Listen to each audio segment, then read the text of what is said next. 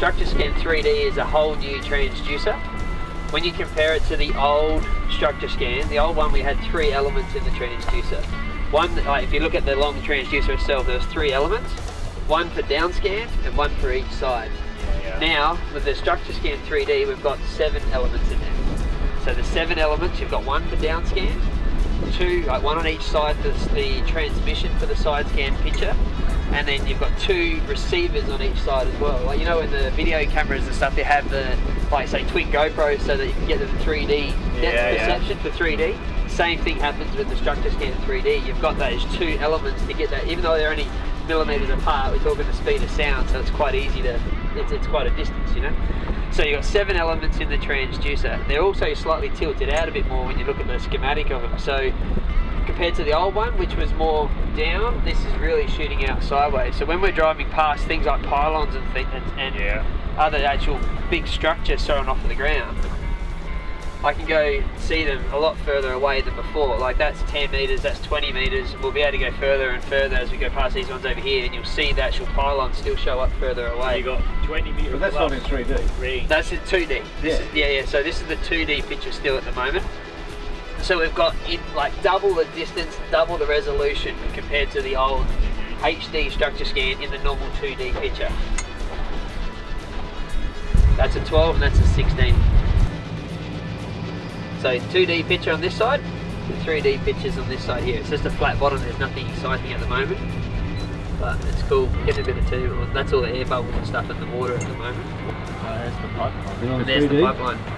That's it there. You see it, you see it on the other side there, look, see it faintly. I don't know about faintly, that's pretty easy. Yeah, that's, So on the 3D, if we go into cursor mode, we can scroll back and have a look at it from different angles. So you can see the pipes coming across here. Just zoom in more. So see, if you've never used this before, you can sit here and go, oh, there's definitely some sort of big lump off the ground. Yeah. So here's the boat, looking out the side. This is the actual seaway wall, and you can see it coming right up as a sharp edge. On the normal 2D picture, you can see the actual front edge of that rocks and getting close to the boat here. But if you've never used it, like I say, it doesn't make sense straight away. On this, the 3D, you put it here and you can see, oh yeah, there's a big wall there, there's a bit of a hole here as well. It's like playing around with 3D Google Earth or something, I love it. So the actual rocks, they show up as these bright white targets on the seabed, and you can see the shadow right next to it. That's that little dark spot next to these rocks. If it was a fish sitting right down on the seabed, you'll see the target, then you'll see a couple of pixels gap, and then the actual shadow from the fish on the other side. Sometimes the actual shadow for a fish is what tells you what kind of fish it is as well. Like you see these guys that are barra fishing, you'll see the shape of a barra in the actual shadow, not so much the actual fish signal bouncing back to the boat. And on 3D? And on 3D, all these rocks are in here. So you see the shadows. So see why it's still good to have the 2D picture, but 3D gives you that real obvious idea of where the rocks are sitting, where the rock wall is coming out. Yeah. So the Gold Coast Seaway could, waterways could probably use this to work out where it's drifting, where they need to dredge, or where the actual rock wall is collapsing into the seaway at the moment. And then on the 3D side, you can see the actual profile of the seabed a lot easier by looking on the 3D picture than you can on the normal 2D picture. And see there's 2 pipelines here now. That's one pipeline, that's the one that goes right across the seaway, and here's the other one that goes down. One and after, you probably get the depth. So there's the 2 pipelines, one across there and one across there. You see the lump on the ground here on the 2D picture, and there's some little specks, possibly fish sitting on top of it. When you come over to the 3D screen on this side here, I can get in right on top of that and see these little orange dots.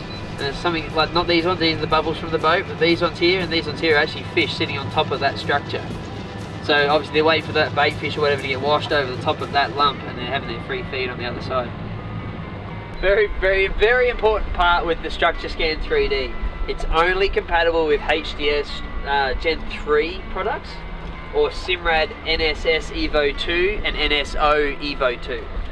Okay, so only the latest products. Unfortunately, it will not work on a HDS Gen 2, Gen 1, or older, of course. You know, I told you how there's 7 elements inside the transducer. The processing power inside the box is quite substantial, like, to process it all.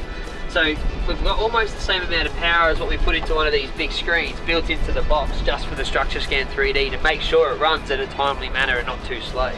So that's why it's a separate box and why it's a whole new transducer. So you see the 2D sort of horseshoe shape here in the ground coming across onto the 3D picture, but you see that actual sort of horseshoe shape in here. And the fish there and the fish there.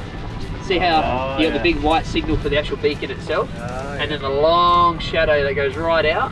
Because it's coming and it's breaking the surface of the water, the shadow will go all the way out off the side of the boat, off the screen. If it's like a tree stump in a freshwater dam or something and it's only this far off the bottom, you'll see the white signal and then you'll see the shadow will stop around about there, because you'll know that way it's not coming all the way to the surface.